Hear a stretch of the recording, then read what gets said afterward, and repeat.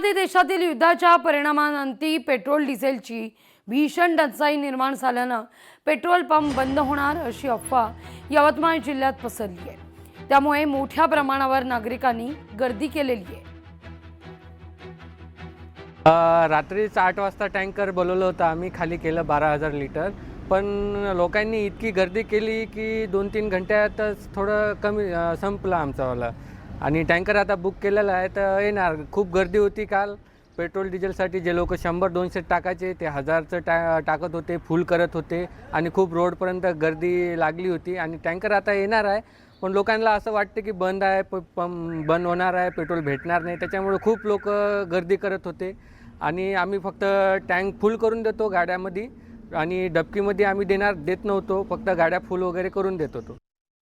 बिहारमध्ये इंधन दरवाढीचा भडका उडालेला आहे। बिहारमध्ये पेट्रोल 5 रुपयांनी महागलंय तर डिझेल 3 रुपयांनी वाढलेलं आहे। आंतरराष्ट्रीय बाजारात कच्च्या तेलाच्या किमतीत होणारी वाढ, आखाती देशातील युद्धजन्य परिस्थिती याचा परिणाम दिसतोय।